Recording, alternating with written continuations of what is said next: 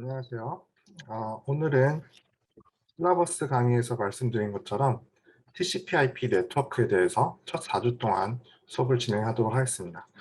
오늘은 그 TCP/IP Illustrated라는 책의 인트로덕션 부분을 살펴볼 예정입니다. 이 슬라이드는 리차드 스티븐스의 TCP/IP Illustrated 볼륨 1을 기반으로 제작이 되었고요. 이 슬라이드는 성균관대학교 정보통신연구실의 정진욱 교수님의 강의 슬라이드를 수정 편집한 것입니다. 지금은 이제 은퇴를 하신 것으로 알고 있습니다. 그래서 저희가 인터넷에 대해서 다룰 그런 개요, 그다음 네트워크가 계층화되어 있다는 것을 알고 그 계층화는 보통 레이어링이라는 단어로 표현을 합니다.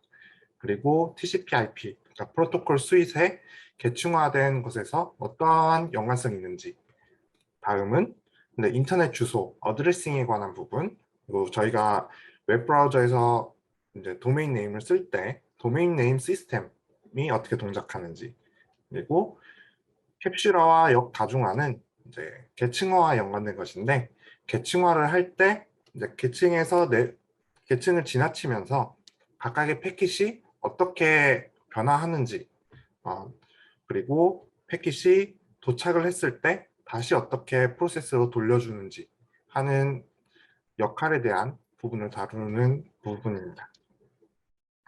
다음은 일반적인 클라이언트 서버 모델이 어떻게 구현이 되는지, 그리고 각각의 TCP/IP가 존재를 할 때 포트 번호를 사용하는데 이 포트 번호가 무엇인지, 그리고 표준화 작업 과정도 살펴보려고 합니다. 이 표준화라는 것은 인터넷 보안에 있어서도, 네트워크 보안에 있어서도 굉장히 중요한 것인데, 왜냐하면 표준화된 문서에서 보통 이제 문제가 발생을 하면 이것은 굉장히 파급력이 크기 때문에 그 표준화 문서를 분석하는 작업을 수행할 수 있어야 됩니다. 아, 그리고 표준적인 이제 인터넷 서비스, 인터넷과 그리고 유닉스에서 어떻게 이 TCP/IP가 구현이 되었는지, 즉 이제 우리가 사용할 소켓 API와 관련된 이야기를 나누려고 합니다. 그리고 마지막은 이제 이 책을 쓰신 분이 당시에는 굉장히 큰 이제 네트워크를 실제로 구현하셔서 시험 네트워크가 어떻게 구성이 되었는지를 보여주는 그림이 있습니다. 먼저 개요부터 시작을 하겠습니다. 저희가 실라버스에서 다루었듯이 이제 1960년대에 패킷 네트워크 연구 프로젝트를 수행을 했고, 이제 1969년에 알파넷이 처음 등장을 했죠. 다음은 이제 1990년대에 들어서 일반적으로 통신에 활용하는 컴퓨터 네트워크가 등장을 하게 됩니다. 이때 들어서야 이제 오픈 시스템이라는 것이 등장을 했는데, 과거에는 1969년대 같은 경우에는 단지 몇 개의 컴퓨터만 연결을 하는 그런 소그룹 연구 과제로서 이제 동작을 했었다면, 어, 이제 진정한 인터넷으로의 발전은 90년대에 들어서 오픈 시스템이라는 개념으로 이제 시작을 하게 된 거죠.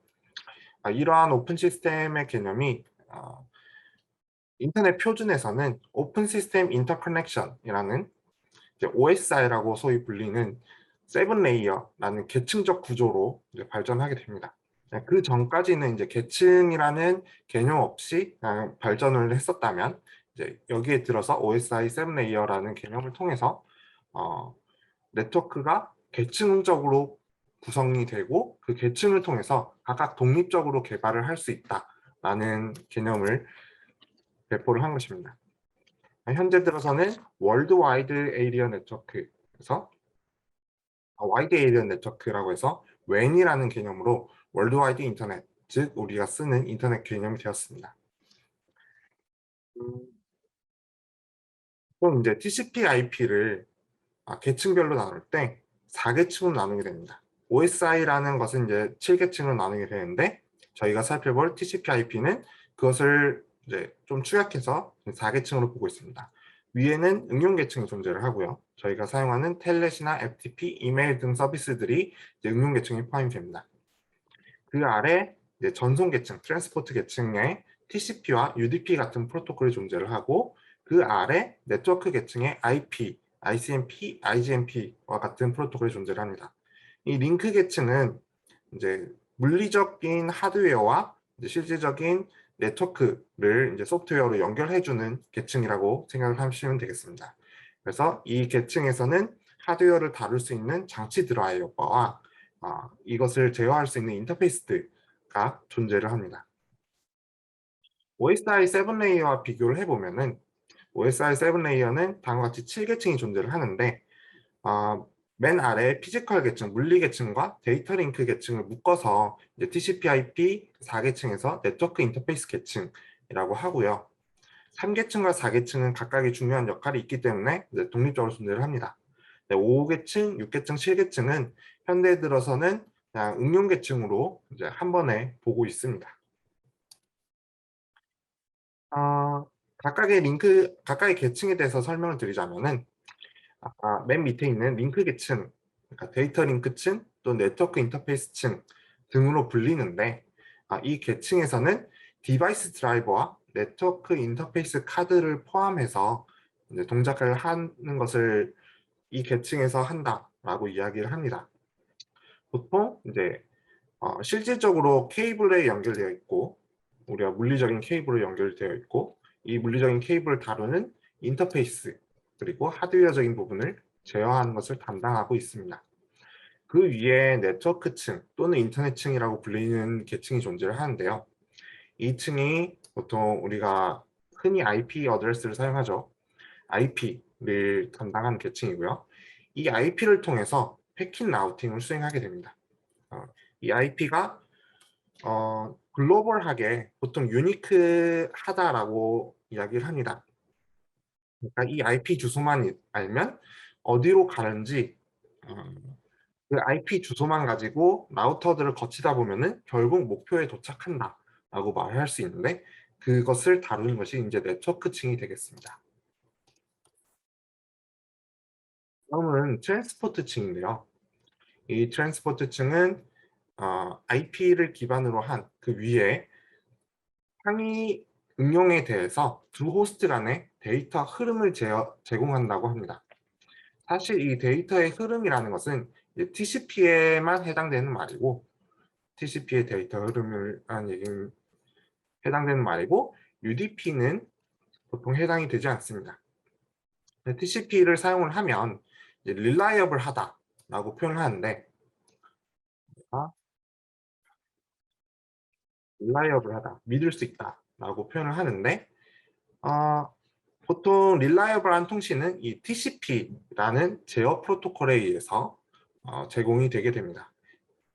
그래서 데이터를 쪼개는 역할, 세그멘테이션, 그리고 패킷을 아이덴티피케이션 하는 역할, 그리고 그 패킷이 전송이 됐을 때 그 패킷이 제대로 도착했다라는 응답이 다시 되돌아와야 되는데 그 응답이 되돌아오지 않을 경우에 어느 정도 시간을 대기해야 하느냐를 설정하는 기능이 있습니다. 반면에 UDP는 이 데이터의 흐름 대신에 단순히 데이터그램이라고 불리는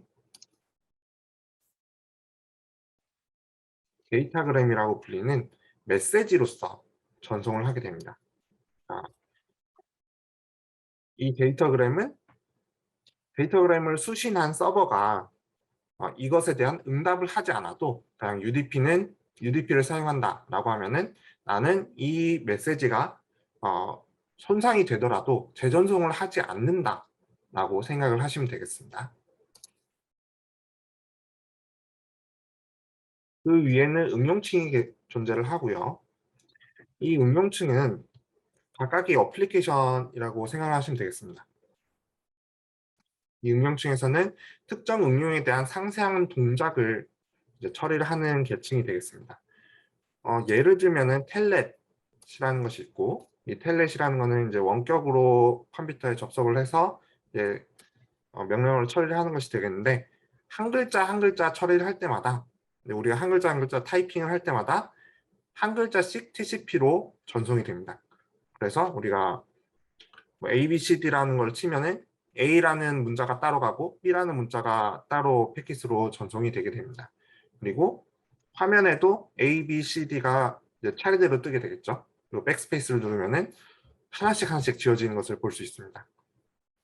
FTP라는 것은 이제 파일을 전송하게 되는 것인데 그 파일을 전송할 때 우리가 어떤 메시지를 전송한 것과 달리 파일을 전송하는 것은 파일이 중간에 깨지면 이게 파일이 손상된 파일입니다 라고 뜨면서 이제 제대로 실행이 되지 않겠죠. 그렇기 때문에 이제 TCP를 기반으로 파일을 전송을 하게 됩니다. 보통 이제 FTP에 대해서 좀 더 설명을 드리자면 FTP는 두 개의 포트를 사용한다고 되어 있습니다. 그러니까 포트라는 말 메시지 통로가 두 개 있다는 것인데요. 하나는 컨트롤 위한 이제 통로가 하나 있을 테고요. 또 하나는 이제 실질적 데이터 트랜스미션을 하는 그런 부분이 있을 겁니다. 네, 이렇게 두 개의 포트로 동작을 한다라는 것을 알고 계시면 되고 SNTP는 또 메일을 전송하는데 이것도 실패를 하면은 곤란한 상황이 빠지기 때문에 TCP로서 전송을 한다. 그리고 네트워크 관리 매니지먼트 프로토콜이 있는데 이 관리 프로토콜은 보통 운영체제와는 독립적으로 제공되는 경우가 많기 때문에 응용 계층에서 따로 제공을 하고 있습니다. FTP를 실행할 때는 이제 저희가 FTP라는 응용만 보게 되지만 사실은 그 아래에는 이 운영체제에서 다루는 커널에서는 앞서 말한 트랜스포트 계층, 네트워크 계층, 링크 계층이 모두 동작을 하게 됩니다. FTP 아래 TCP가 존재를 하고요. 그 TCP 아래 IP 그리고 실질적인 물리선으로 연결된 이더넷이 또 있습니다. 그래서 이것이 이더넷으로 연결되어 있다라고 하면은 이 링크 계층은 링크 계층끼리만 통신을 담당을 하게 됩니다. 그래서 이더넷 프로토콜을 통해서 클라이언트의 이더넷하고 서버의 이더넷 이 둘이 서로 통신을 하게 되고요. 그 위에 계층은 이 IP라는 계층은 서버의 IP라는 계층하고만 통신을 하게 됩니다. 사실은 이것들이 이제 내려가고 올라가는 과정이 존재를 하지만 이것들은 가까이 계층에서 서로의 계층만을 살펴본다는 의미가 되겠습니다. 이 개념이 좀 생소하신 분들은 이제 제가 추천드렸던 그런 컴퓨터 네트워크 책을 좀 더 살펴보거나 혹은 이제 레이어링 어프로치에 대해서 인터넷 검색을 통해서 좀 더 독자적인 공부를 수행하시면 되겠습니다.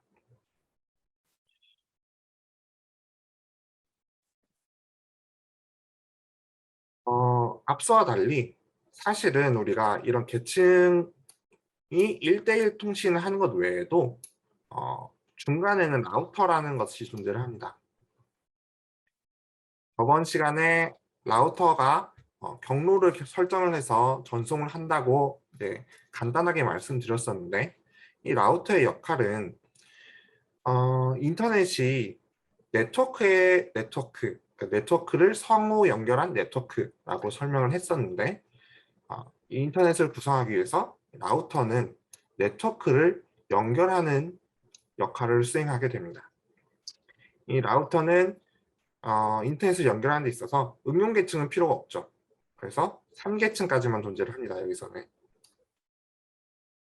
이 IP와 같은 계층에서만 존재를 하는데 FTP가 무언가를 이제 명령어를 전송을 하면은 TCP, IP, 이더넷을 거쳐서 내려오는데 이더넷이 이제 거치다가 라우터에게 도착을 할 겁니다.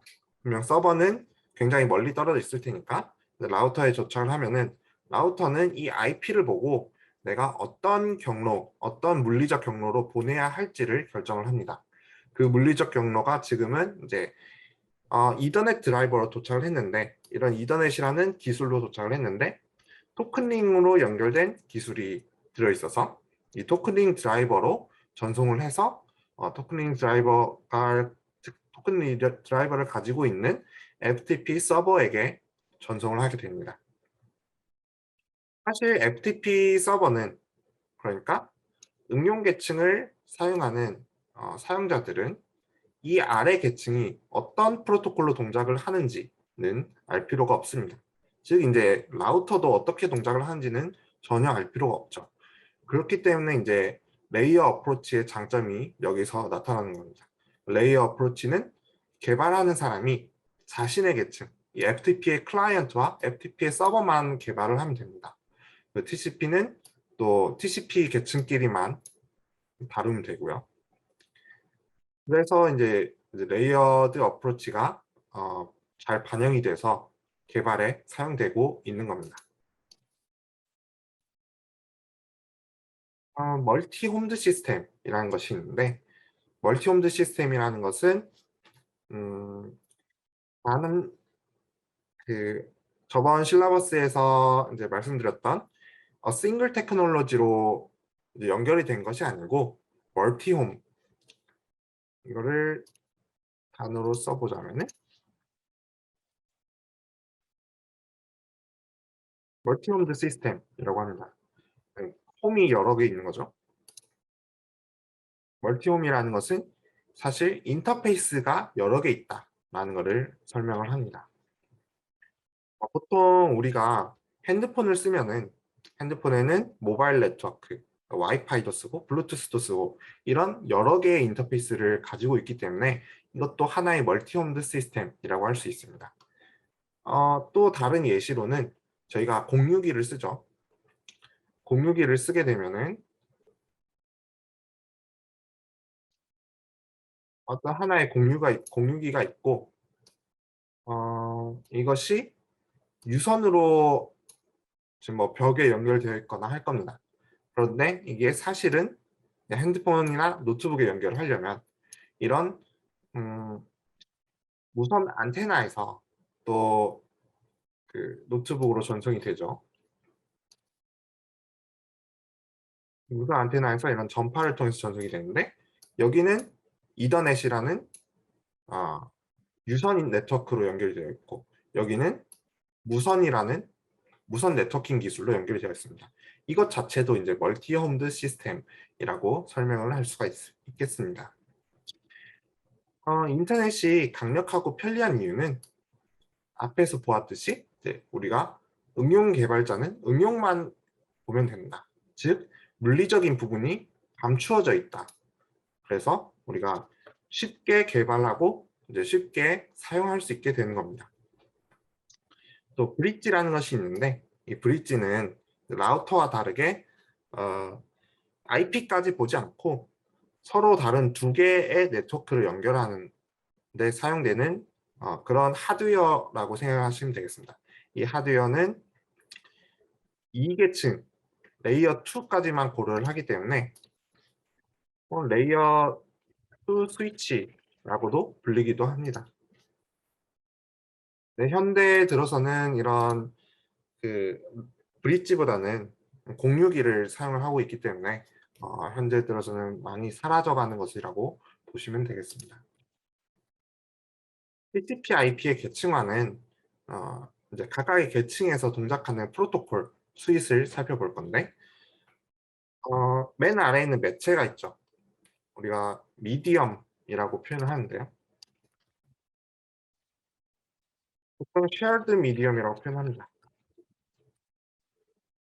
공유하는 매체들이 있을 테고요. 그 공유하는 매체를 다루기 위한 하드웨어 인터페이스가 존재를 합니다. 하드웨어 인터페이스가 존재를 하고 이 하드웨어 인터페이스를 돕는 ARP나 RARP와 같은 이제 프로토콜이 존재를 하고요. 이 하드웨어 인터페이스 위에 IP 주소의 개념이 있는데 이 IP를 다루기 위한 이제 도움을 주는 걸로 ICMP, IGMP 같은 것들이 있습니다.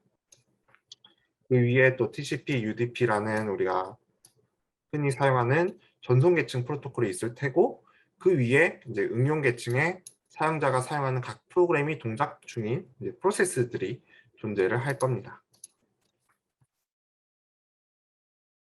TCP와 UDP가 차이점은 이제 TCP는 그 보내는 패킷이 응답자에게 도착을 했는지 그 수신자에게 도착을 했는지를 알기 위해서 그 수신자가 도착을 했다는 메시지를 또 송신자에게 응답을 하는 것을 이제 포함을 하는 개념입니다.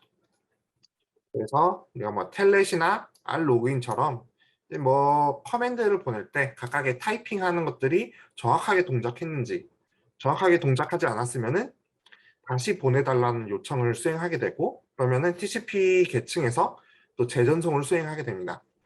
이런 것들은 이제 파일을 전송하거나 메일을 전송할 때 다 포함이 되게 됩니다. 하지만 UDP라는 것은 이런 재전송을 요구하지 않습니다. 즉 이제 메시지가 날아갈 때 정확하게는 데이터그램이 날아갈 때 이 데이터그램이 중간에 손상이 되거나 혹은 버려지더라도 그것에 대한 어떠한 책임을 지지 않는 그러한 응용이 되겠습니다.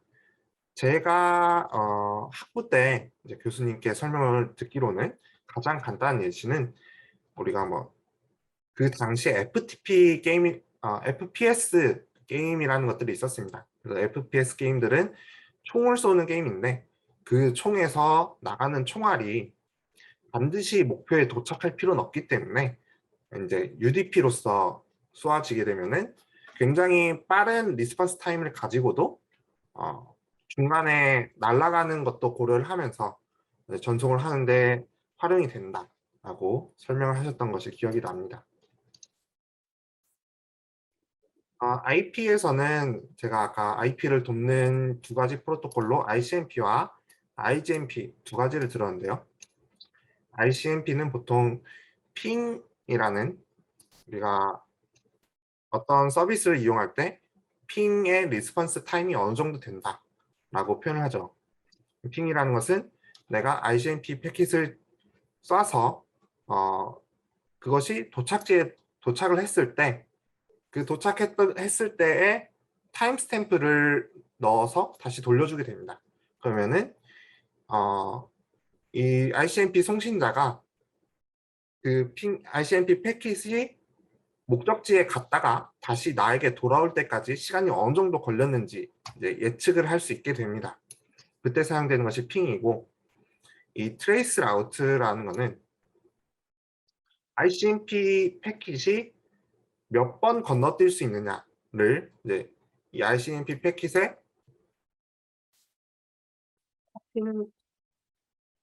어, 호핑 리미테이션을 주게 됩니다. 그래서 몇 번 건너뛸 수 있는지. 그래서 트레이스 라우트를 호핑 리미테이션을 1로 주게 되면은 나에게서 한 번만 건너뛴 그 하드웨어에서 다시 이 ICMP 패킷이 돌아올 겁니다. 핑과 같이 마찬가지로 이제 그 컴퓨터에서 나에게로 돌아온 핑에 대해서 바로 옆에 있는 하드웨어가 무엇인지, 주소가 무엇인지, 그리고 시간이 어느 정도 걸렸는지를 알 수 있게 됩니다. 그래서 보통 이제 트레이스 라우트하고 도메인 네임을 쓰게 되면은 그 도메인까지 도착하는 데 걸리는 모든 경로에 대해서 각각이 핑이라는 메시지를 나에게 전송을 하게 됩니다. 그러면은 내가 그 목적지에까지 가는 데 있어서 어떤 디바이스를 거쳐서 그 목적지까지 도착했는지를 알 수 있게 됩니다. 보통 이것이 핑이라는 것이 DOS 공격이나 혹은 뭐 DDoS 공격처럼 다양한 컴퓨터에서 동시에 핑을 요청하게 되면은 그 컴퓨터가 핑을 응답하느라 이제 다른 리소스를 빼오기 때문에 보통 기업이 동작하는 그런 서버 서비스에는 이제 이 트레이스 라우트에 그리고 핑에 대한 응답을 하지 않도록 되어 있습니다. 이 IGMP라는 거는 우리가 보통 메시지를 1대1 엔드 투 엔드 이렇게 통신을 하게 되는데요. IGMP는 대신에 그룹에게 전송을 하는 프로토콜입니다. 그룹의 데이터를 송신하는 프로토콜인데, 왜냐하면 하나의 네트워크에 여러 PC가 있을 테지만 이 PC들에 똑같은 메시지를 전송하고 싶습니다. 그럴 때 사용되는 프로토콜인데요. 이것이 어떤 것이 예시가 될 수 있냐면, 흔히 저희가 셋톱박스라고 활용을 하죠. 그런 IPTV를 활용을 하면 IPTV는 같은 방송을 여러 명이 동시에 이제 시청을 할 수가 있습니다. 그럴 때 이제 똑같은 정보를 이제 동시에 전송을 하기 위해서 활용이 됩니다.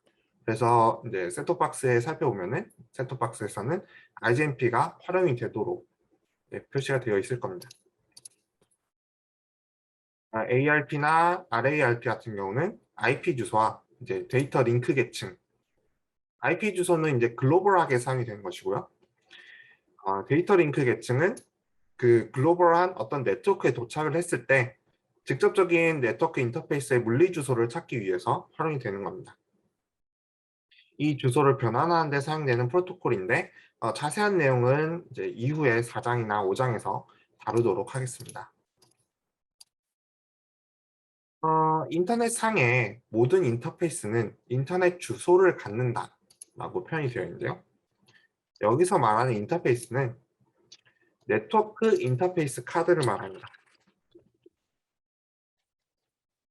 네트워크 인터페이스 카드인데 보통 닉이라고도 부르고요. NIC라고도 부르는데, 우리가 또 랜카드라고 쉽게 부르기도 하죠.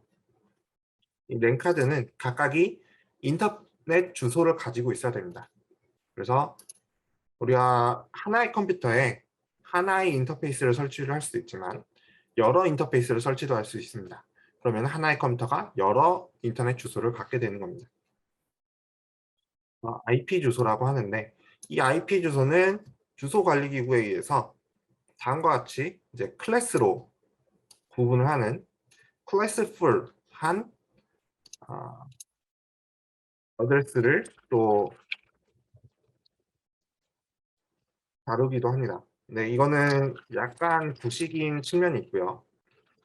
현재 들어서는 클래스 리스트 어드레싱을 활용을 합니다. 먼저 클래스풀 어드레스에 대해서 설명을 드리자면, 클래스풀 어드레스는 32비트의 주소를 활용을 하게 됩니다. 기존에 이제 인터넷을 고안한 사람들이 약간 문제가 있었던 게, 인터넷을 사용하는 사용자들이 이렇게 전 세계적으로 퍼져서 사용할 줄을 몰랐던 거죠. 그래서 32비트를 사용하게 되면은 보통 2의 32승이라고 하죠. 2의 32승계의 주소를 가질 수 있습니다. 근데 그것을 클래스풀하게 나눠서 클래스 A, 클래스 B, 클래스 C로 나누고, 이 클래스 C까지만 보통 일반 사용자들이 사용하게 놔두었습니다. 그리고 클래스 D는 멀티캐스트 주소를 놔두고, 클래스 E는 리저브드 되었다라고 설명을 하죠. 우리는 사용할 수 없도록 이미 예약된 클래스이다 라고 설명을 하는데, 이 클래스에 따른 주소를 살펴보면은 32비트 중에 앞부분이 0으로 시작하는 것, 그리고 10으로 시작하는 것, 110으로 시작하는 것을 각각 클래스 A, B, C라고 합니다. 그래서 클래스 A에는 나머지 0을 이 첫 번째 비트를 제외하고 7비트를 네트워크 주소로 활용을 합니다. 하나의 네트워크는 보통 한 기관이 하나의 네트워크 아이디를 가지고 있고요. 그 안에 그 조직을 구성하는 구성원들이 이런 호스트 아이디를 각각 가져서 네트워크를 구성하게 됩니다. 저희 학교 같은 경우는 서울여대는 211.106 이렇게 시작하는 것으로 제가 알고 있는데, 이 같은 경우는 이게 이제 비트로 표현을 하면 이 110으로 시작을 하기 때문에 C 클래스에 해당이 됩니다. 그러면은 이것들이 이 3비트와 21비트를 합쳐서 여기 보통 이 표현식을 바티드 데시멀이라고 하는데, 여기서 이거를 하고 싶지만 그냥 되네요. 그래서 점이 4개가 들어갑니다. 그래서 여기에도 숫자가 하나 있을 거고 여기도 숫자가 하나 있는데, 이 세 번째까지가 네트워크 주소로 활용이 됩니다. 그리고 마지막 8비트가 각각의 호스트 아이디로 활용이 되는데, 클래스 풀 어드레스 같은 경우에는 8비트만 표현이 된다라고 하면은 0에서 255까지 256개의 호스트만 이제 커버가 가능하다는 뜻입니다. 하지만 저희 학교에는 훨씬 많은 것들이 필요하죠, 주소는. 그래서 이것들을 할당하는 데 있어서 클래스 풀 하지 않고 클래스 리스라는 방식으로 IP를 할당을 하게 됩니다. 또한 프라이빗한 주소, 글로벌한 주소가 아니고 프라이빗 어드레스도 활용을 해서 좀 더 어드레스의 스페이스를 넓히는 역할을 수행을 합니다.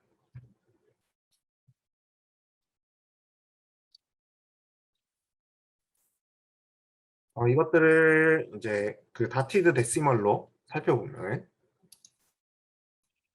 0,0,0 0.0.0.0에서 시작해서 이제 127로 시작하는 네트워크 주소까지, 그리고 나머지 24비트가 표현 가능한 그런 숫자들이 각각의 호스트 주소가 되겠습니다. 저희 학교는 이 192와 223의 사이에 포함이 되겠고요. 이런 것들은 이제 인터 NIC라는 이제 국제 네트워크 인포메이션 센터에서 주소를 관리를 하고요. 저희 나라 같은 경우는 국내의 IP 주소 할당은 이 KRNIC라는 곳에서 할당을 하게 됩니다. 이걸 검색해 보면 알 수 있겠습니다.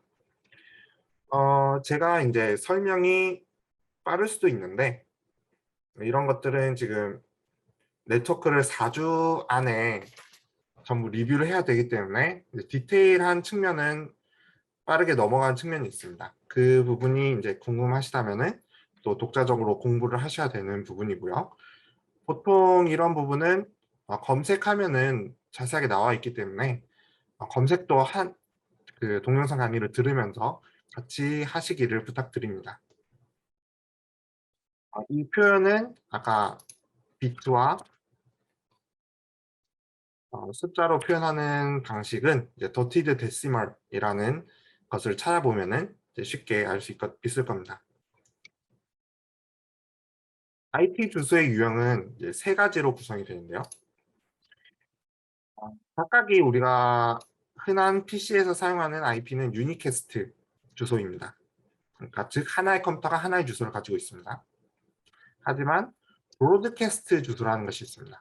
브로드캐스팅이라고 할 때 뭐 방송한다 그러죠.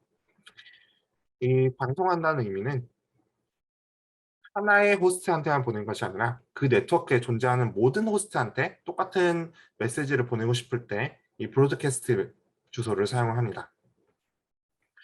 보통 이제 이 주소에서 호스트 아이디가 0으로 구성될 때가 있을 테고요.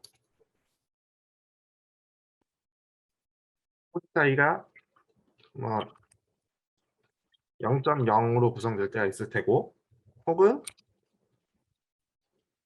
1.1, 1.1이 아니고 25.25로 구성이 될 때가 있을 겁니다. 이때 이제 255로 구성되는 것을 브로드캐스트 주소라고 합니다. 대신에 이 0,0은 어떠한 네트워크의 주소라고 보시면 되겠습니다. 멀티캐스트라는 것이 있는데 이 멀티캐스트는 멀티캐스트 그룹에 속하는 호스트, 그러니까 브로드캐스트는 전체에 대한 호스트한테 보내고 싶을 때 보내는 것이고요. 멀티캐스트는 이것을 약간 수정을 해서 멀티캐스트 그룹, 그러니까 전체 호스트가 아니라 일부 그룹에만 전송하기 위한 주소를 멀티캐스트 그룹 주소라고 합니다. 음, 도메인 네임 서브 시스템 같은 경우는 이 IP 주소를 저희가 외우기 힘들기 때문에 호스트명으로 사용을 합니다. 보통 우리가 네이버를 들어가면 네이버닷컴이라고 쓰지 네이버의 IP 주소를 사용하지 않죠. 그래서 이런 호스트명을 외우기 쉬운 호스트명을 IP 주소로 변경해 주는 것이 도메인 네임 서버가 되겠습니다. 이것도 이제 이후에 좀 더 자세하게 살펴보려고 합니다.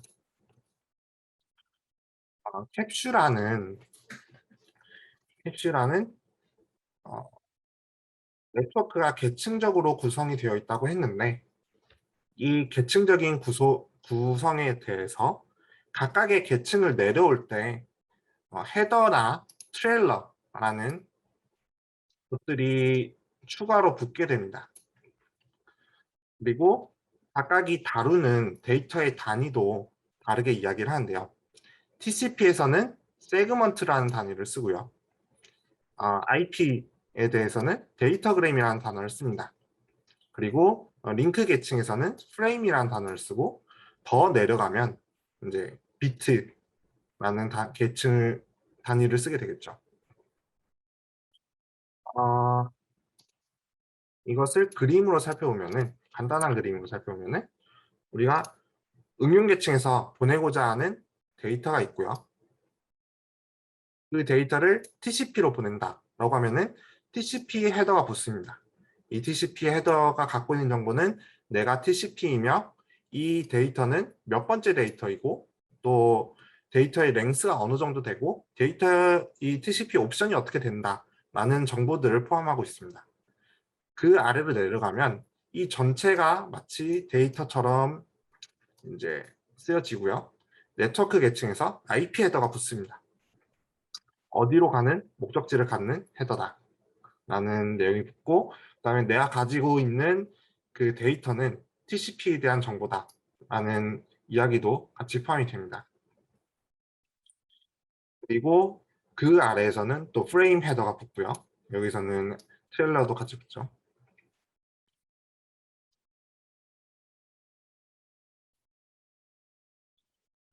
보통 이제 이더넷 프레임이라는 것은 이제 유선망을 말하는데 이 유선 이더넷 프레임을 대해서는 46바이트에서 1500바이트까지만 전송이 가능하게 됩니다. UDP에 대한 전송은 이제 UDP 헤더의 크기는 이제 8바이트가 되겠고 UDP가 전송하는 것은 이제 IP의 단위와 똑같이 데이터그램을 사용합니다. IP의 식별자 유형은 이제 8비트. 그러니까 내 IP가 뒤에 달고 있는 그 데이터가 어떤 유형이냐 아이덴티피케이션 하기 위해서 만약에 내가 TCP라는 것을 달고 있으면 6이라는 단어를 써놓고 UDP 데이터를 달고 있다. 17이라는 숫자를 써놓습니다. ICMP, IGMP들이 각각 있을 거고요. 이것들이 필요한 이유는 다시 역캡슐화를 하기 위해서 내가 IP 데이터그램을 받았는데 이것을 상위 계층으로 올려주려면은 어떤 상위 계층으로 올려줘야 되는지를 판단을 해야 됩니다. 그래서 TCP로 올려주려면은 6이라는 숫자가 써져 있으면 TCP로 올려주고 이제 17이라는 숫자가 써져 있으면 UDP로 올려주게 됩니다. 그런 것들을 하기 위해서 이제 IP 헤더에 이런 숫자들이 붙게 되는 거고요. 또 TCP와 UDP는 각각 포트 번호라는 것을 활용합니다. 2의 16승에 해당하는 포트의 개수가 존재를 하게 됩니다. 그래서 이것은 이제 발신지 포트와 목적지 포트 이렇게 두 가지로 나눠지게 됩니다. 아, 또 이더넷 헤더에서는 네트워크층 프로토콜, 그러니까 이더넷 헤더는 맨 밑에 바닥에 있던 그 헤더였는데, 그 헤더는 또 그 바로 위에 어떤 데이터를 가지고 있느냐를 식별하기 위해서 이런 것들을 가지고 있습니다. 그림으로 살펴보면은 앞선 그림의 좀 더 자세한 버전입니다. 응용이 있고, 이제 응용이 이더넷으로 데이터를 쏘게 되는데, 그럴 때마다 헤더가 붙고, 응용의 헤더, 뭐 TCP 헤더, IP 헤더, 뭐 이더넷 헤더가 붙는데, 이더넷 헤더는 한 14바이트 정도 되고, IP 헤더는 20바이트, TCP 헤더도 20바이트인데, 이더넷 헤더가 다룰 수 있는 그런 헤더는 46에서 1500바이트까지를 다루고 있습니다. 네, 이거는 살짝 예전 이야기고요. 뭐 현재에 들어서는 전보 프레임이라고 표현을 하기도 하는데, 이거는 9000바이트까지 다루기도 합니다. 근데 보통은 이 이더넷 연결선을 바꾸지 않기 때문에 보통 이제 어떤 프라이빗한 네트워크를 구성할 때 이런 전보 패킷을 사용하기도 하고요. 그래서 바깥으로 나갈 때는, 그러니까 우리가 해외 인터넷이나 우리가 인터넷이라고 부르는 그런 네트워크로 나갈 때는 이 전보 프레임을 쏜다고 하더라도 이 전보 프레임을 감당할 수 없기 때문에 어떤 라우터에서 이것을 1500바이트로 쪼개서 또 전송을 하게 될 겁니다. 그래서 9000바이트로 쓴다고 해서 마냥 그 성능이 올라가지는 않는다는 것을 알아두시면 되겠습니다. 역다중화라는 것은 이제 여기서 말한 역다중화는 플랫 인캡슐레이션의 반대를 생각하시면 되겠는데, 사실은 이제 멀티플렉싱의 반대말입니다. 멀티플렉싱이라는 것은 어떤 프로세스들이 존재를 하고요.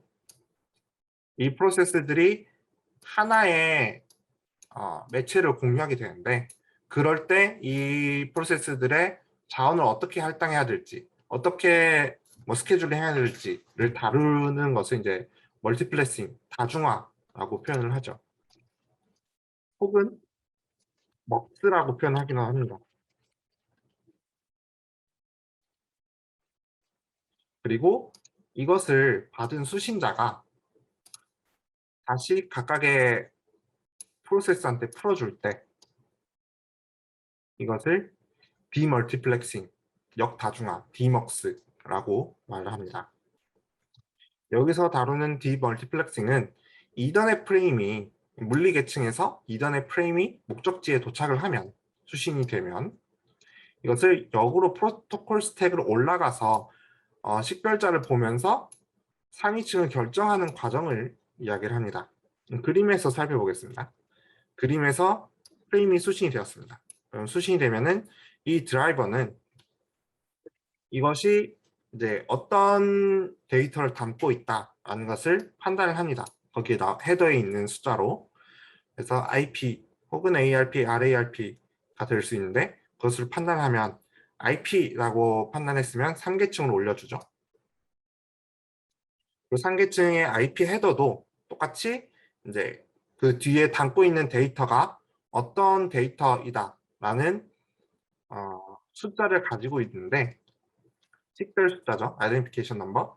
그 숫자가 TCP다 라고 하면 TCP로 주고, UDP다 라고 하면 UDP로 주는데, 이 TCP와 UDP는 포트 넘버라는 것을 가지고 또 디멀티플렉싱을 하게 되어 있습니다. 그래서 어떤 특별한 응용은, 어떤 하나의 응용은 하나의 포트를 사용하게 됩니다. 그 포트가 아까 16비트의 숫자라고 했는데, 2의 16승 개수만큼의 응용 프로세스가 각각의 포트를 가질 수 있게 되는 겁니다. 각각의 포트의 넘버에 따라서 응용 매치한테 전송을 하게 되는 겁니다. 만약에 이제 중간에 공격자가 껴서 이런 포트 번호를 다르게 준다든지 혹은 IP 번호를 다르게 준다든지를 하게 되면 우리가 목적하지 않은 다른 도착지에 도착을 하게 되겠죠. 그런 문제가 발생할 수도 있습니다. 보통 이제 네트워크 프로그램은 클라이언트와 서버 모델로 구성이 됩니다.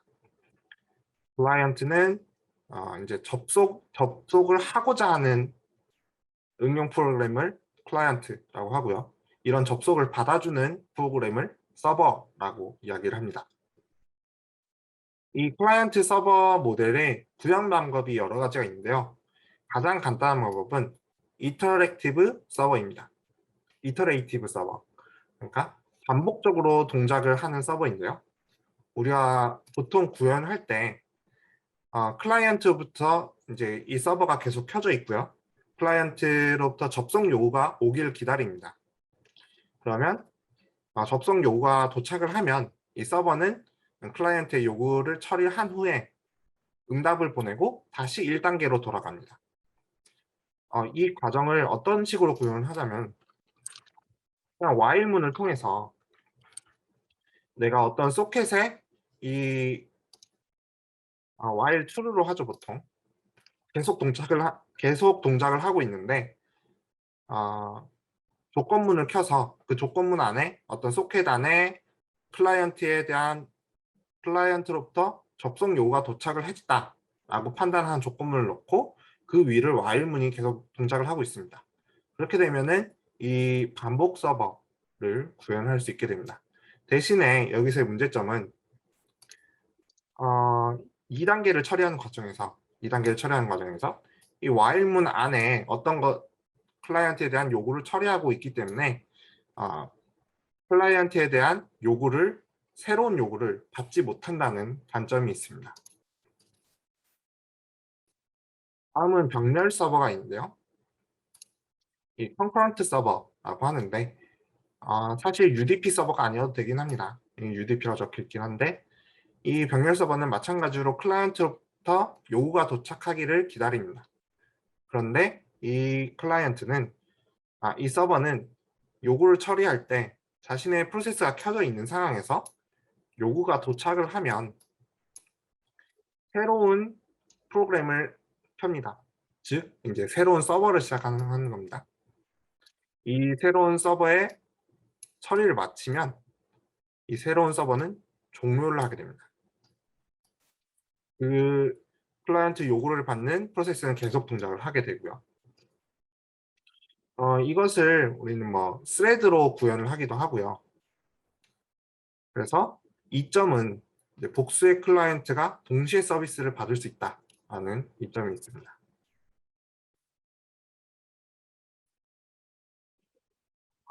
포트 번호에 대해서 좀 더 살펴볼 건데요. 포트 번호는 TCP와 UDP가 응용을 식별하는 데 활용하는 겁니다.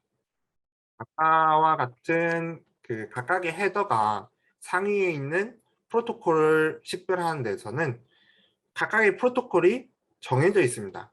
그러니까 어떤 프로토콜이 있다라는 것은 우리가 이미 웰노운 하기 때문에 그것을 식별하는 데는 정해진 숫자를 쓰면 됩니다.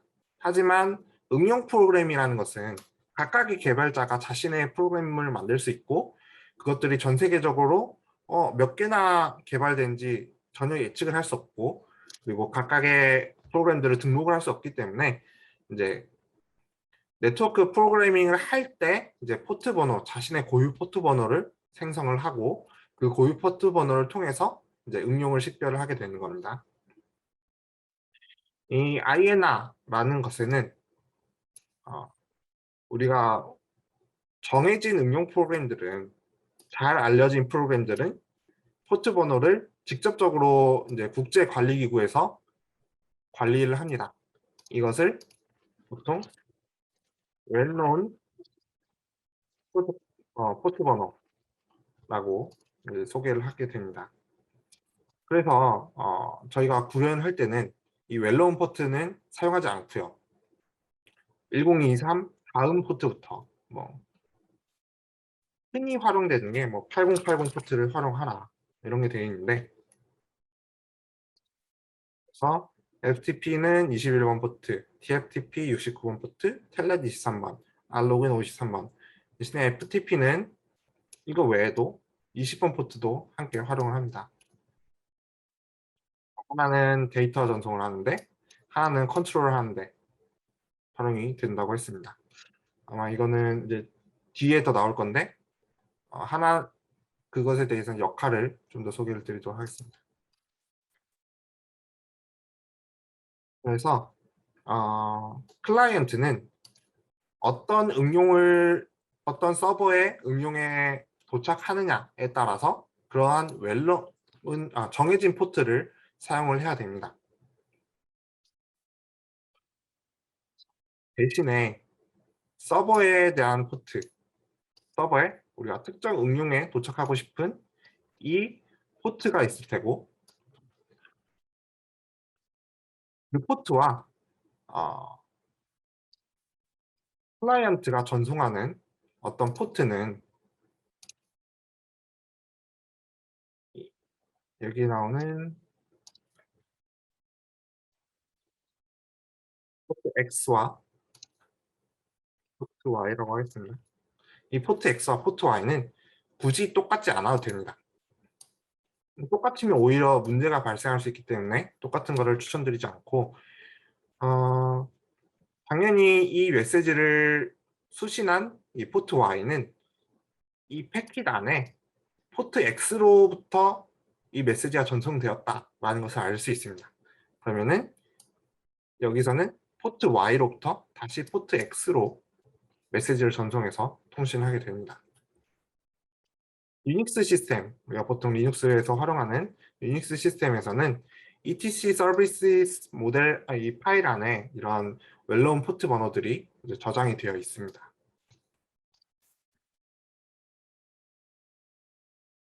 포트 번호는 그 etc 서비스라는 것을 살펴보면은 grab이라는 이런 명령어는 어떤 텍스트 안에서 내가 원하는 텍스트를 포함한 것을 뽑는 명령어죠. etc 서비스 안이라는 어떤 파일 내에 이제 각각의 서비스와 포트 번호 그리고 어떤 트랜스포트 레이어 프로토콜을 사용하는지 적혀 있는데 텔넷을 내가 검색을 하면은 TCP 포트 23번을 활용한다 라고 적혀 있을 테고요. 도메인 네임 서비스를 사용하기 위해서 이 도메인이라는 것을 검색하면은 53번 포트를 사용한다 라고 적혀 있습니다. 보통 이런 웰로운 포트들은 우리가 개발자라고 하더라도 프로세스에 직접 할당을 할 수가 없습니다. 대신에 이제 슈퍼 유저 권한을 가지게 되면은 그 프로세스를 강제적으로 이제 웰로운 포트를 할당할 수는 있습니다. 다음은 표준화 작업 과정에 대해서 살펴볼 건데요. 이 교수가 왜 컴퓨터 네트워크에서 이 표준화 작업 과정을 설명하는지 의아해하실 수도 있는데 앞서 살짝 말씀드렸듯이 이 표준화라는 것이 개발자 입장에서 직접 표준안을 보고 이 표준안에 따라서 프로토콜이나 네트워크 프로그래밍을 하게 됩니다. 이 개발하는 데 있어서 참고하는 것에 만약에 어떤 보안적인 오류가 존재한다 라고 하면은 그 보안적인 오류는 반드시 이제 고쳐야 하는 것이지만 이 표준을 참고한 모든 이제 개발된 프로그램들이 보안에 대한 취약점을 갖고 있다라고 말할 수 있게 됩니다.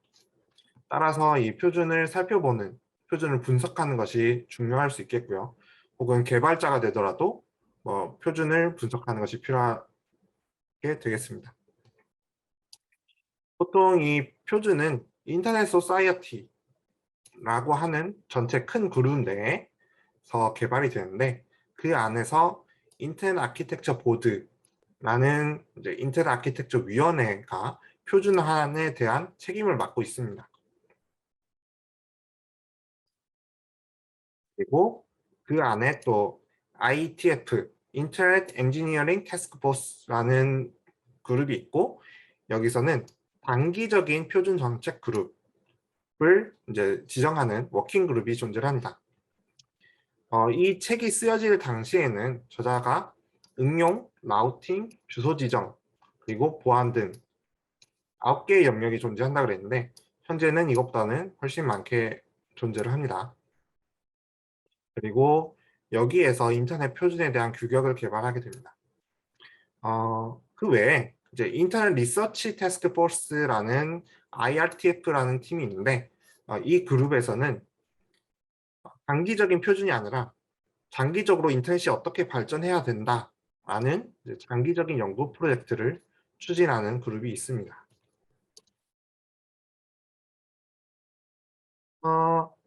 또 RFC라는 것이 이제 보통 그 표준 문서로 사용이 됩니다.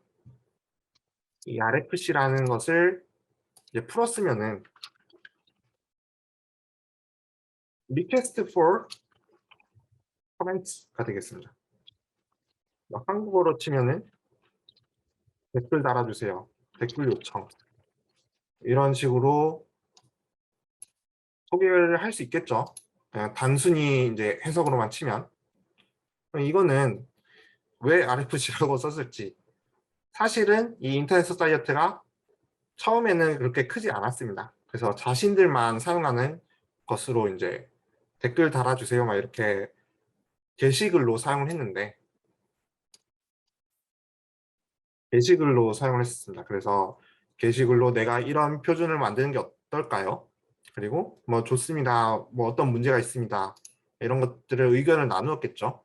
근데 그것들이 이제 계속 방대하게 커지다 보니까 이 명칭을 바꾸지 못하고 그냥 RFC라는 단어로 계속 쓰인 것으로 보시면 되겠습니다. 그래서 이 RFC라는 것에 각각의 어떤 고유 번호가 있을 거고요. 그 고유 번호에 따라서 서로 다른 명목에 대한 그런 표준을 제시를 하고 있습니다. 이 당시에도 이제 FTP와 이메일을 통해서 RFC의 자료를 입수한다고 했는데 현재도 주소가 조금 바뀌긴 했습니다. 이게 지금 바뀐 주소로 제가 수정해 놓은 건데 RFC 인포를 통해서 RFC를 어떻게 얻느냐를 메일을 보낼 수도 있지만 보통은 RFC하고 고유 번호를 검색을 하면 구글에서 검색을 하면 다큐멘트가 바로 나오게 됩니다. 이 RFC는 할당된 번호들이 각각 있고요. 이거는 이제 매직 넘버나 정수 할당된 번호에 대해서 RFC 1700에서 다루고 있다라고 하는데 현재는 이거는 obsolete, 시간이 지난 유통기한이 지났다라고 표현하고 있고 온라인으로 관리를 하고 있다고 합니다. 여기서 매직 넘버라는 것은 큰 의미가 있지는 않습니다. 매직 넘버라는 것은 뭐 어떤 근거 없이 사용되는 단어 숫자들, 그러니까 우리가 뭐 버추얼 페이지, 그러니까 컴퓨터에서 메모리를 다루는 버추얼 페이지의 단위가 4K다 라고 하는데 4K 단위로 잡는다 라고 하는데 굳이 4K여야 될 필요는 없습니다.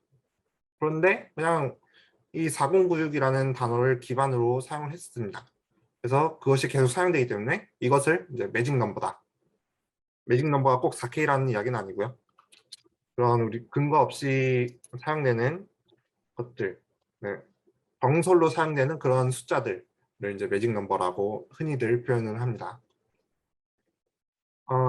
그래서 이 표준은 보통 이제 실질적으로 표준이 된 표준안이 있을 거고요. 표준이 되기 위한 드래프트 초안이 존재를 합니다. 또는 이제 실험 중인 experimental 문서가 존재를 하고요. 또는 또 단순히 이 문서에 추가적인 정보를 주기 위해서 informational 정보 혹은 이 문서가 어떻게 이루어졌는지 역사적인 사실을 기록하기 위한 문서가 또 존재를 합니다. 그래서 이제 문서를 살펴볼 때 이것이 단순히 실험적인 것인지 혹은 참고용인지 혹은 정확한 표준이 아니고 그냥 초안인 상태인 것인지는 잘 살펴보아야 하겠습니다.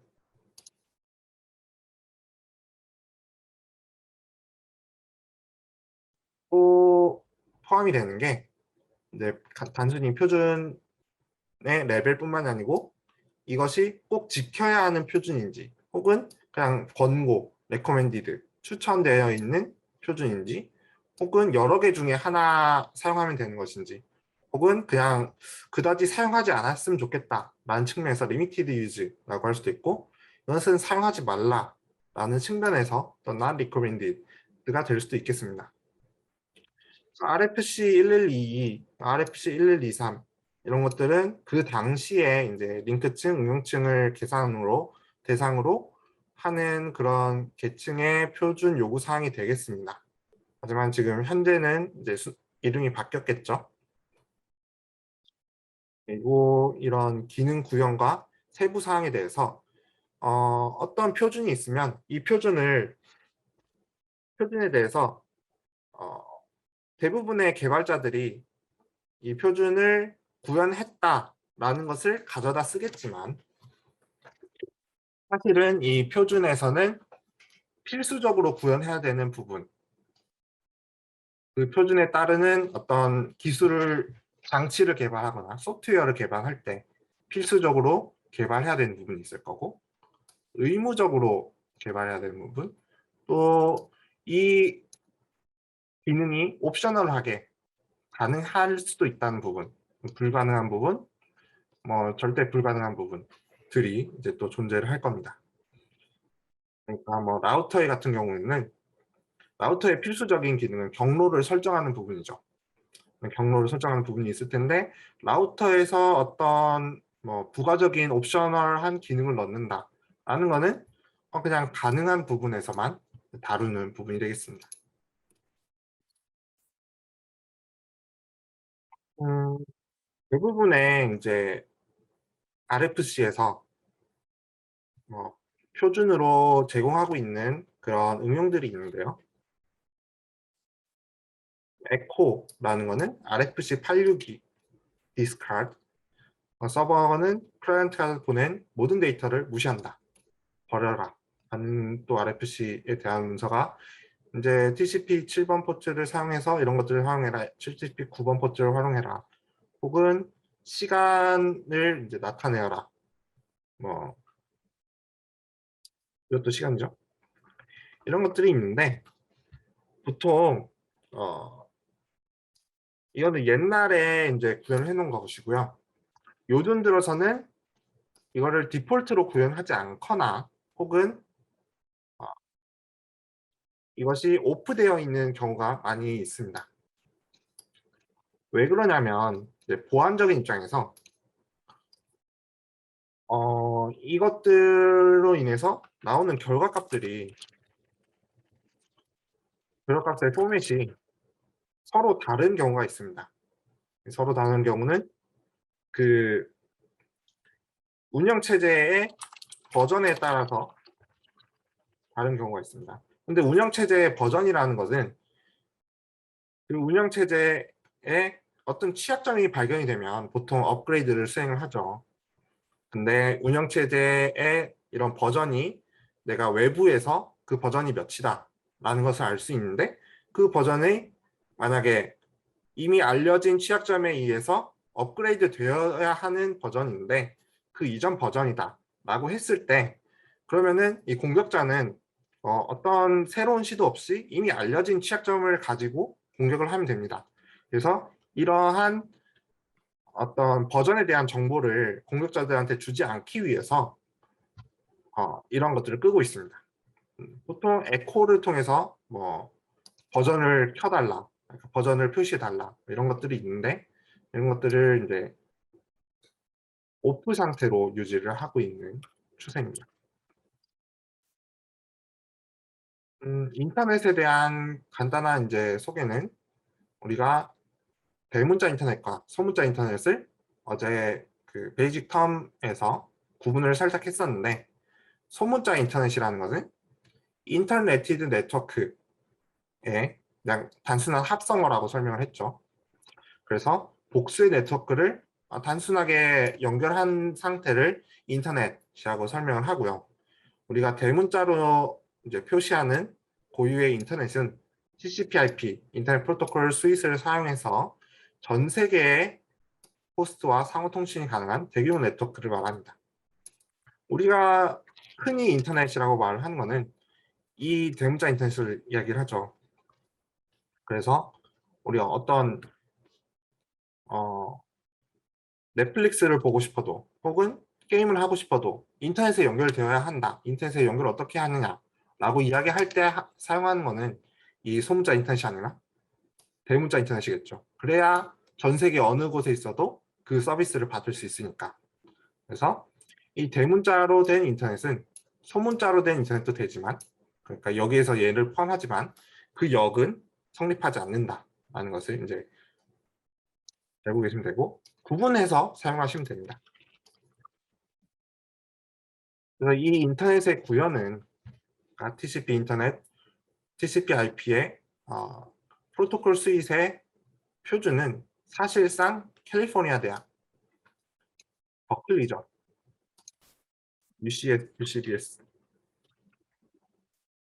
UCB라고 하죠. 버클리에서 이제 개발을 했고, 컴퓨터 시스템 리서치 그룹 CSRG라는 곳에서 제공을 했습니다. 여기에서 이제 유닉스 계열 중에 BSD 계열이 있는데 4.x BSD 계열과 BSD 네트워킹 릴리즈에서 이런 BSD로 구현한 그런 프로토콜 커널을 제공을 했습니다. 그러니까 대부분의 현재 나와 있는 그런 운영체제가 이 계열을 통해서 여기에 구현된 그런 개발을 기반으로 이제 발전을 했기 때문에 우리가 네트워크 프로그래밍을 한다라고 하면은 대부분 이 BSD 계열에서 나온 그런 소켓을 활용한 프로그래밍을 이야기를 하게 되겠습니다. 관련 만화가 있어서 제가 한번 링크를 가져왔는데 이것은 관심이 있으시면 링크를 들어가서 한 번씩 보시면 되겠습니다. 그러니까 여기서는 왜 4.x, 4.1, 4.2 이런 식으로 썼느냐.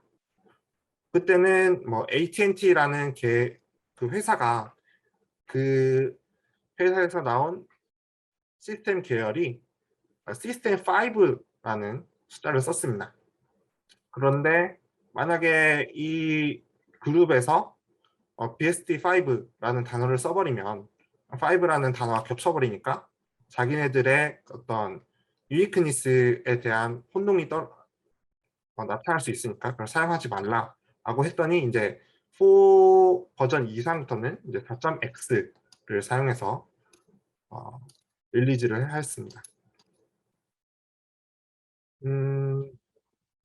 여기서 TCP가 발전을 하면서 이제 이 BSD 계열의 4.2 계열이 지금 1983년에 나왔는데 TCP의 처리를 개선하면서 계속 버전이 업그레이드 됩니다. TCP 이제 타호와 BSD 르노가 있는데 여기에서 나온 그런 TCP의 기능들이 현재에 있어서 계속해서 사용이 되는 기반이 되는 그런 TCP의 기능이라고 생각하시면 되겠습니다. 여기에 대해서는 이후 이제 수업을 하면서 각각 이제 늦은 시작, 혼잡 회피, 뭐 고속 재전송 이런 것이 무엇인지는 자세하게 살펴보겠습니다.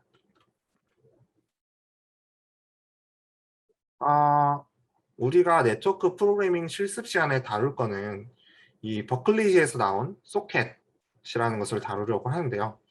이 소켓을 통해서 우리는 TCP와 IP, UDP, IP 등을 다루게 될 겁니다. 그리고 뭐 XTI라고 부르기도 한다라고 했는데 지금은 이제 사용하지 않으니까 이런 용어를 알아두지 않으셔도 됩니다. 또 말하는 그 인터페이스가 구분을 하셔야 될 것이 앞서 네트워크 인터페이스 카드라고 할 때 나오는 NIC, 이거는 하드웨어적인 인터페이스를 말하는 거였죠. 그리고 여기서 나오는 소켓 기반의 인터페이스, API라고도 하는데, 여기에 나오는 API는 소프트웨어에서 커널에서 동작할 수 있도록 응용 프로그램에서 수행하는 API가 되겠습니다. 이 책의 저자는 당시에 굉장히 이제 어려웠던 것으로 판단이 되는데, 이러한 네트워크를 한 가지를 구성을 했습니다. 여기서 살펴보면은 다양한 운영체제가 돌아가고 있죠. AIX나 솔라리스, 선OS 등이 동작을 하고 있고요. 시스코 라우터로 구성된 게이트웨이도 존재를 합니다. 이 게이트웨이를 통해서 하나의 이더넷 선으로 연결된 이런 버스 프로토콜로 구성된 컴퓨터들이 게이트웨이를 통해서 인터넷으로 나아갈 수 있게 됩니다. 그리고 중간에 모뎀이라는 것을 통해서 두 네트워크를 연결을 하고 있고요. 그 네트워크에는 또 BSD386, 우리는 이 시대에 사셨는지는 모르겠지만 제 시대 때는 386 컴퓨터라는 것이 있었습니다. 386 컴퓨터에서 동작하는 BSD386을 이제 동작하는 애들을 가지고 이더넷으로 연결했다. SRIP로 이 BSD들이 통신을 하고 이더넷으로 이러한 컴퓨터들이 또 연결이 되어 있으며 이 모뎀을 통해서 게이트웨이를 통해서 인터넷으로 나갈 수 있게 만들었다. 그리고 여기에 도메인 네임 서버는 이런 식이었고 B 클래스의 네트워크 아이디 140.252를 사용해서 그 이후에 이제 각각의 호스트 아이디는 이렇게 1.92, 1.32, 1로 나타내는 네트워크가 이렇게 되어 있었고 13으로 나타내는 네트워크가 있고 이런 식으로 구성이 되어 있었다라는 것을 보여주고 있습니다. 오늘 강의를 요약을 드리자면 TCP/IP의 프로토콜 집합들에 대해서 살펴보았고요. 먼저는 컴퓨터 네트워크의 TCP/IP 계층, 4계층에 대해서 살펴보았고 각각의 계층에 존재하는 대표적인 프로토콜들을 살펴보았습니다. 그리고 중간에 라우터라는 것이 있어서 라우터는 3계층을 통해서 네트워크로 진정한 네트워크가 될 수 있도록 이제 연결을 제공하는 하드웨어라고 말을 했고요. DNS라는 것이 호스트명과 IP 주소 간의 대응 관계를 제공하지만 자세한 내용은 이제 이후에 살펴볼 것이다. 포트 번호라는 것이 이제 인캡슐레이션 과정에 있는 헤더에 있는 아이덴티피케이션 필드와는 달리 TCP와 UDP 상황에서 응용 프로그램에 대한 어떤 포트 번호가 존재한다. 그 포트 번호를 통해서 응용을 식별한다. 라는 것이 이제 떠오르면 될 겁니다. 그리고 어떤 이제 표준화를 위해서 RFC라는 게시물을 통해서 이제 표준화 과정을 수행을 한다. 그리고 TCP/IP의 구현이 이제 BSD 유닉스 모델에서 시작을 했고, 그다음에 저희는 네트워크 프로그래밍 실습에서는 이런 소켓 API를 다룰 것이다 라는 것을 알아두시면 되겠습니다. 오늘 강의는 여기까지이고요. 모두 수고하셨습니다. 질문이 있으시면 메일로 주시면 감사하겠습니다.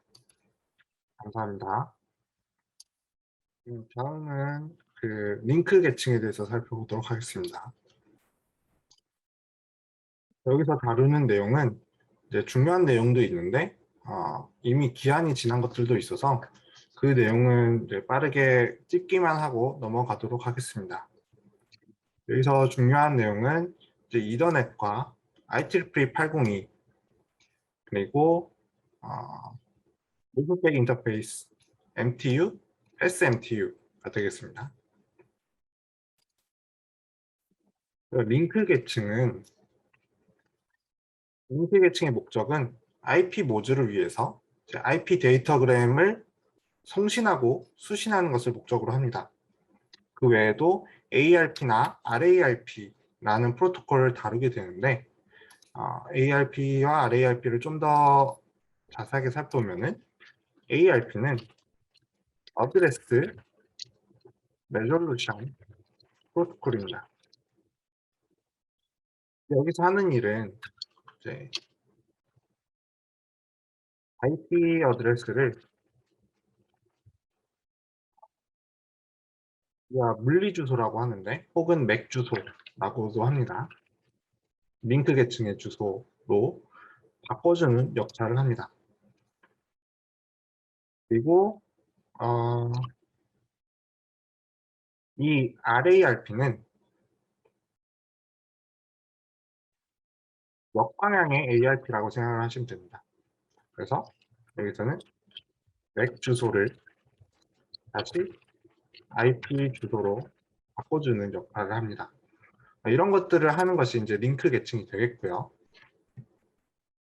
이 링크 계층에서는 중요한 점은 서로 다른 아키텍처, 물리적 네트워크가 서로 다른 기술로 연결이 되어 있더라도 TCP/IP 아키텍처를 수행할 수 있도록 되어 있다라는 것이 중요하게 되겠습니다.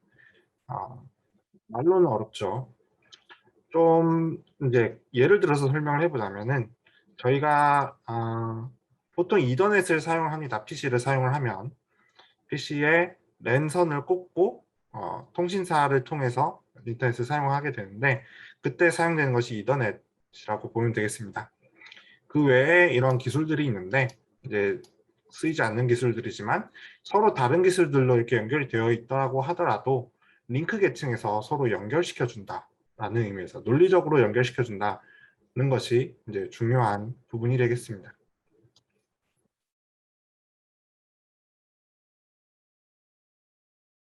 여기서 살펴볼 것은 이더넷이라는 것과 IEEE 802라는 겁니다. IEEE는 그 전기전자공학의 이제 기술자 전문가들이 모인 협회를 말하는 것이고요. 이거는 학계 쪽에 연결이 되어 있는 것입니다. 이더넷은 DC, 인텔, 제록스사, 이건 기업에 연결되어 있는 것이죠. 1982년에 제안한 표준입니다. 여기 이더넷에서는 CSMA CD라는 방법을 사용을 해서 액세스 메소드를 사용을 하는데 이 CSMA CD라는 메커니즘은 보통 네트워크를 그릴 때 이렇게 그림을 그리죠.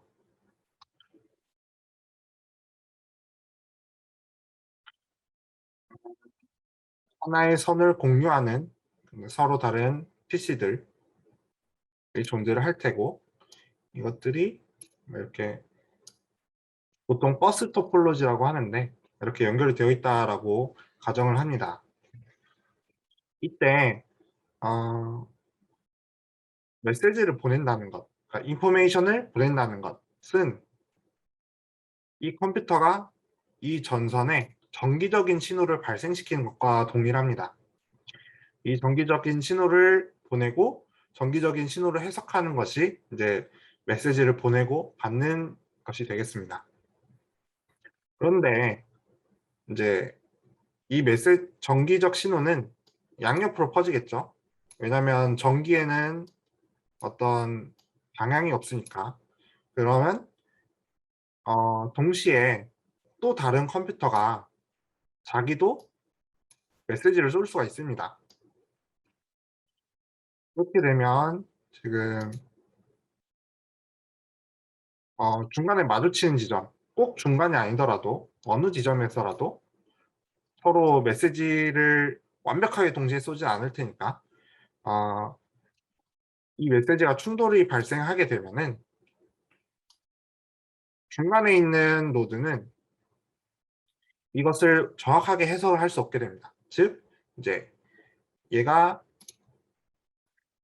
A 그리고 B라고 했을 때 A와 B가 보내는 메시지 모두를 들을 수 없게 됩니다. 이런 경우를 컬리전이라고 하게 되는데 한국말로는 충돌이겠죠. 충돌 현상이 발생했다라고 하는데 이런 충돌 현상이 발생하면 이제 서로가 전송을 실패하는 일이 발생을 해버리죠. 그렇기 때문에 멀티플 액세스를 구현하기 위해서 멀티플 액세스는 이제 이 선을 같이 공유하는 방법을 의미합니다. 멀티플 액세스를 하기 위해서 만약에 A라는 컴퓨터가 먼저 신호를 썼다면 B에서는 이제 내가 메시지를 전송하기 전에 먼저 정기적 신호를 듣습니다. 어떤 패킷이 전송 중인가, 전송 중인 패킷이 있는가 라고 했을 때 없다라고 판단이 되면 그때 전송을 시도하고, 만약에 A가 먼저 이제 신호를 쏴서 그 신호가 있다면, 네트워크적인 신호가 있다면 B는 이것이 지금 자기가 전송을 시도하면 충돌이 일어날 것을 알 수가 있습니다. 그렇기 때문에 곧바로 전송을 시도하지 않고 어느 정도 일정 시간을 대기한 다음에 다시 전송을 시도하게 됩니다. 그렇게 해야 이제 컬리전을 어느 정도 피할 수가 있게 됩니다. 물론 이것도 100% 피하는 것은 아니고요. 어느 정도 이제 충돌을 완화시킬 수 있다라는 측면에서 CSMA CD라는 것이 제안이 되었습니다. 전송 속도는 10Mbps라고 했는데 현재는 기가bps 단위고요. 기가bps 단위로 수행이 되고 있고, IEEE 802 표준화하는 위원회에서는 이러한 것들을 자신의 스펙으로 자신이 표준화하고 싶어하는 측면으로 이제 여러 개의 워킹 그룹을 나누어서 제시를 하고 있습니다. 그중에 CSMA CD도 포함이 되고 있고, 로지컬 링크 컨트롤 같은 것들이 포함이 되고 있습니다. 이거 로지컬 링크는 아까 말씀드렸던 것처럼 링크 레이어, 링크 계층을 하나의 논리적인 링크로 생각을 하는 겁니다. 그리고 그 아래에 이런 토큰 버스나 이더넷이나 토큰 링 같은 것들이 존재를 하고요. 이거는 그런 것들이 결국에는 하나의 로지컬 링크로 연결이 되어 있다라는 것을 의미하는 겁니다. 그리고 혹시 네트워크에 관심이 있으신 분들은 이 802.11에 대해서도 들어보셨을 수 있을 것 같습니다. 이것은 이제 우리가 흔히 말하는 와이어리스 랜, 무선 근거리 네트워크를 다루는 표준입니다. 이것이 이제 또 산업계에서는 와이파이 얼라이언스라는 이제 와이파이를 표준화를 진행하는 그런 기업체들의 연합에서는 와이파이라고 표현을 하죠. 이 802.11이라는 글에 802.11A, 802.11N, 802.AC, 802.11AX 이렇게 계속해서 발전해 나가고 있습니다. 그래서 이 AC까지를 이제 5G라고 5세대 와이파이라고 보통 표현을 하곤 합니다. 그래서 이런 공유기들이 이런 기술들을 달고 나오는데 가장 많이 국내에 많이 사용되는 건 이제 802.11n이고요. 해외에서는 802.11g나 B 이런 것들이 사용이 되고 있습니다. 뒤로 갈수록 최신 기술인들인데 최신 기술인 만큼 속도가 빠르고 안테나도 여러 개를 사용을 하게 되고요. 그래서 여러 개를 사용해서 들은 신호들을 이제 빠른 시간 내에 공유기에서 처리를 해야 되기 때문에 그만큼 가격이 올라갑니다. 보통 저희 이제 갤럭시 S20 같은 경우에 이런 것들을 포함을 하고 있다라고 이야기를 하고 있습니다.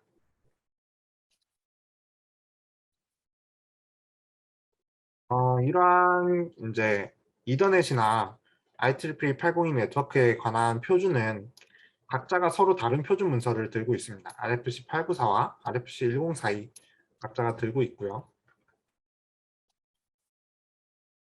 음, 그 표준을 살펴보면은 894 표준에서는 당연히 이 이더넷을 사용하는 894 표준에서는 이더넷을 사용하는 패킷을 송수신할 수 있어야 한다.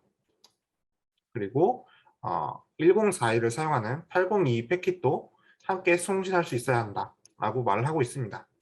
그러니까 두 개가 혼용되더라도 수신할 수 있어야 된다는 것이죠. 어, 그래서 이 호스트가 만약에 두 타입의 패킷을 송신할 수 있다면 송신할 수 있는 패킷의 타입을 구성할 수 있어야 되고 이것은 RFC 894를 따라야 한다. 80C, RFC 1042라고 하더라도 RFC 894를 따라야 한다라는 것이고요. 즉 이제 그것은 이제 RFC 894가 우세했다라는 의미고 그것이 이제 가장 일반적으로 사용되고 있으니까 우세했겠죠. 이거 두 개를 살짝 비교를 해보자면 위에가 IEEE 802 네트워크고요. 아래가 이더넷입니다. 왼쪽부터 비교를 해보자면 6 더하기 6 더하기 2, 6바이트, 6바이트, 2바이트에서 14바이트가 헤더로 소모가 됩니다. 그런데 여기서 차이는 위에서는 그 다른 802 표준에서 나오는 802.2에서 나오는 802.2에서 나오는 필요한 바이트들이 여기는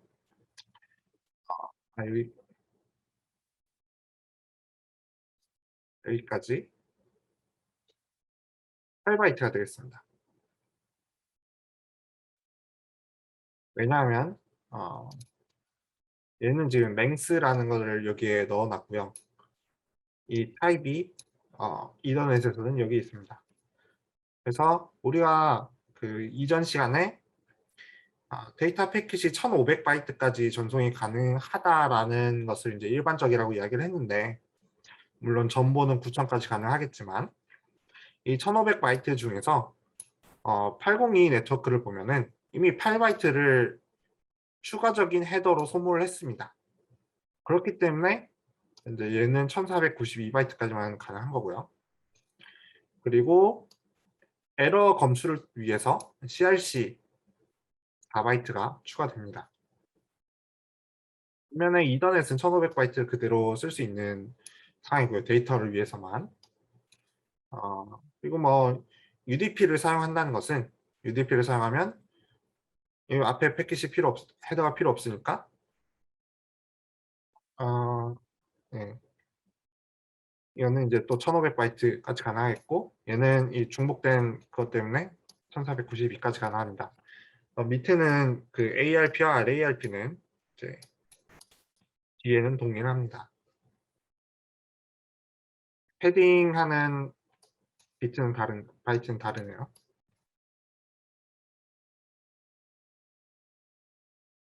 이 트레일러라는 것도 있는데 이거는 현재는 사용되지 않으므로 넘어가도록 하겠습니다. 시리얼 라인 IP 이것도 현재는 사용은 하지 않는데 한번 볼 필요는 있어서 그것에 대해서 간략하게 이야기를 하겠습니다. 이 슬립이라는 것은 이제 아래 그림을 보면 어떤 IP 데이터그램이 있을 때 그 IP 데이터그램을 프레임화를 시켰는데 헤더라는 것이 없습니다. 헤더가 없죠. 보면은 그냥 엔드 문자가 있습니다. 이 엔드 문자를 사용을 해서 이 프레임이 시작하고 끝나는 점을 이제 표시를 하는 겁니다. 그 엔드 문자로 사용되는 게 C0인데 이 C0가 만약에 그 IP 데이터그램에 C0가 있으면 이것만 보내고 말아야 되는데 그렇게 하면 안 되니까 이스케이프 문자를 만듭니다. 이스케이프 문자라고 DB라는 이스케이프 문자를 만들어서 DB를 앞에 두고 C0를 분리해서 DC라고 표현합니다. 그럼 DB-DC가 오면은 이것을 다시 C0로 해석을 하게 되는 거죠. 네, 여기서 발생하는 문제는 그러면 db란 escape 문자가 또 쓰이면 어떡하느냐. 그럼 이거는 또 db, dd로 분리해서 연속을 하면 된다라는 겁니다. 이렇게 이제 간단한 구조를 가지고 있는데 발생하는 문제점은 여기서 헤더가 없습니다. 즉 이제 IP 어드레스를 서로 알려줄 수가 없다는 거예요. 그렇기 때문에 서로의 IP를 미리 알고 있어야 된다는 겁니다. 그리고 이더넷에 타입 필드와 같은 것이 없기 때문에 어떤 프로토콜을 사용할지 알 수가 없다라는 문제점이 존재를 하죠. 그런 책선도 없고요.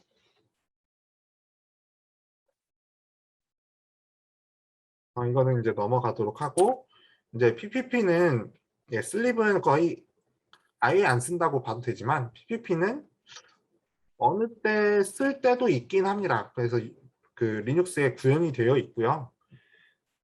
보면은 이 슬립에 단점을 수정했다라고 하는데 이제 그림으로 살펴보도록 하겠습니다. 그림을 살펴보면은 주소를 나타내고 프로토콜을 나타내는 헤더가 추가가 됐죠. end를 나타내는 것들은 그대로 남아 있고 오류 검출을 위한 CRC는 새로 생겼습니다. 이런 것들이 새로 생기고 뭐 컨트롤하고 어드레스도 있고 프로토콜 종류도 다를 수 있지만 결국에는 이더넷을 사용하게 되었다라는 거죠. 이것도 구조는 굉장히 간단합니다. 그래도 PPP는 넘어가도록 하고 이야기 살펴볼 것은 루프백이라는 인터페이스입니다.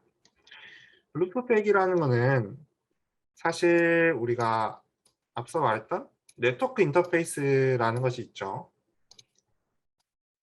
네트워크 인터페이스 카드가 각각의 주소를 가지고 있다고 했는데 여기서 케이블이 연결돼서 나갑니다. 이 케이블을 통해서 통신하게 되는데 만약에 이 케이블이 자기 자신한테 돌아와서 또 같이 연결이 되면 내가 쏜 신호가 나한테 들어오는 것이 되겠죠. 이거는 하드웨어로 그냥 루프백을 실제로 구현한 거고요. 어, 보통은 이렇게 127.0.0.1이란 주소를 통해서 루프백을 소프트웨어로 구현합니다. 이것을 이제 루프백 어드레스라고 표현을 합니다. 루프백 어드레스로 보내면 마치 이제 실제로 케이블을 자기 자신한테 꼽은 것처럼 자기 자신한테 메시지가 들어오게 됩니다. 아래 그림은 어떤 한 IP 데이터그램이 바깥으로 나갈 때 어떻게 처리가 되는가를 이제 순서도로 나타낸 것인데 정확하게 순서도가 아니지만 어쨌든 나타낸 것인데 이거를 이제 주소가 127.0.0.1이라면 루프백 드라이버로 전송이 됩니다. 루프백 드라이버는 다른 데로 가는 것이 아니라 자기 자신의 인풋 펑션으로 다시 돌아오게 됩니다. 그 외에 루프백 주소가 아니라 다른 주소라면 이렇게 내려가게 될 테고 그 주소가 만약에 브로드캐스트 어드레스나 멀티캐스트 어드레스라면 이 주소에 자기 자신이 포함될 수가 있습니다. 그 경우에는 다시 루프백 어드레스로 복제를 합니다. 이 들어온 나가고자 한 메시지를. 그러면서 아래는 이더넷인데 이더넷으로도 메시지를 송신을 하게 됩니다.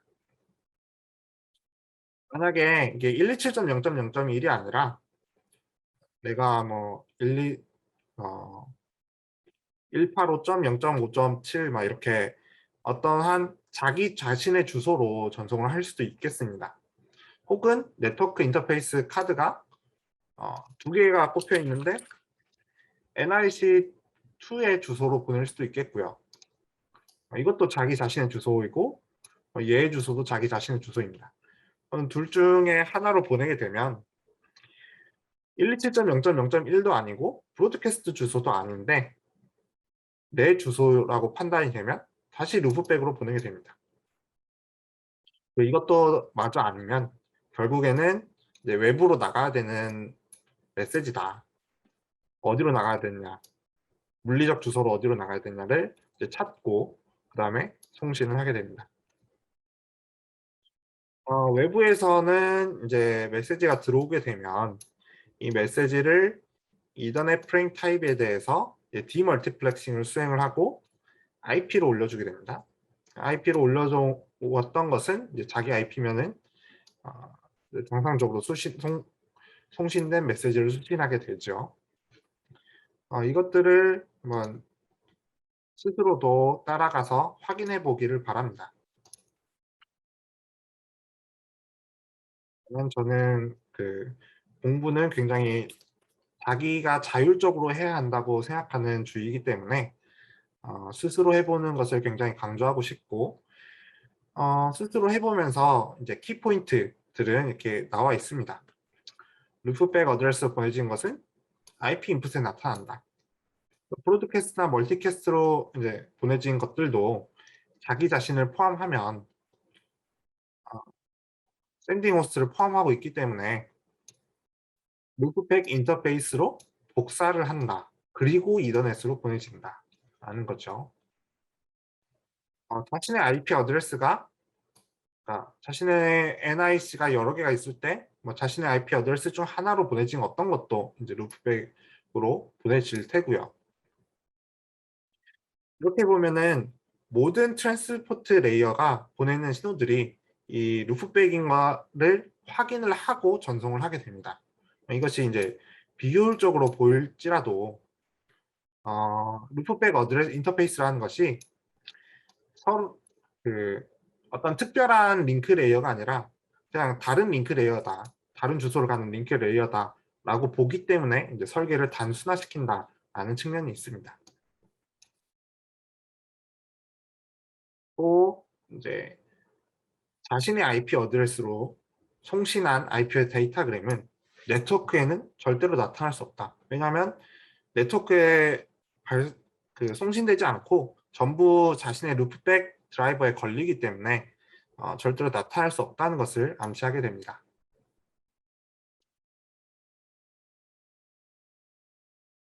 다음 중요한 것은 이 MTU라는 것인데, 이 MTU는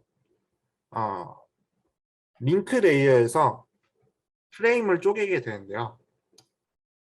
이 프레임의 크기를 제한하는 것을 이제 MTU라고 합니다. 이 하나의 프레임이 가질 수 있는 최대 크기, Maximum Transmission Unit을 MTU라고 합니다. 만약에 상위 계층인 IP 계층에서, 네트워크 계층에서 보내온 그 데이터그램이 MTU보다 크게 되면 내가 최대 크기 사이즈를 정해놨기 때문에 프래그멘테이션이 발생해야 됩니다. 프래그멘테이션이라는 것은 커다란 데이터그램을 작은 프레임 형태로 쪼개는 것을 이야기하고요. 그렇게 발생된 프래그먼트들은, 각각의 프래그먼트 조각들은 MTU보다 당연히 작아야 전송이 가능하겠죠.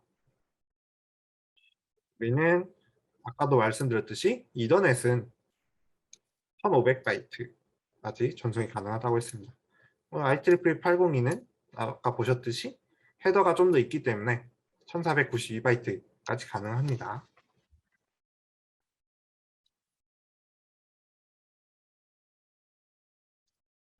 다음은 패스 MTU인데요. 하나의 MTU가 하나의 링크에 대한 최대 프레임 사이즈를 의미했다면 이 패스 MTU는 이 패스는 경로를 의미합니다. 그 패킷이 전송되는 경로의 가장 큰 사이즈, 우리가 보통 최소 사이즈라고 그냥 보시면 되는데, 음,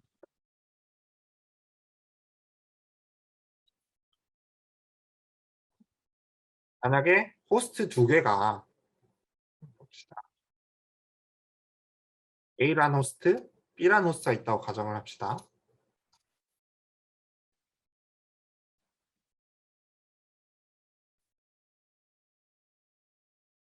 이 A라는 호스트와 B라는 호스트가 연결이 되어 있는데 분명히 이 중간에는 어떤 라우터들이 존재를 할 겁니다. 근데 이 라우터들이 서로 다른 MTU를 가지고 있겠죠. A가 가진 MTU는 1500이고 B가 가진 MTU도 1500이라고 가정을 하겠습니다. 여기 중간에 300이라는 MTU를 가진 경로가 존재를 합니다. 그렇게 되면은 1500바이트로 쏘더라도 이 중간에 이제 1500으로 보낼 수 없기 때문에 300으로 나눠진 5개의 패킷이 나가게 되고 그럼 300의 패킷을 5개를 받게 됩니다. B는.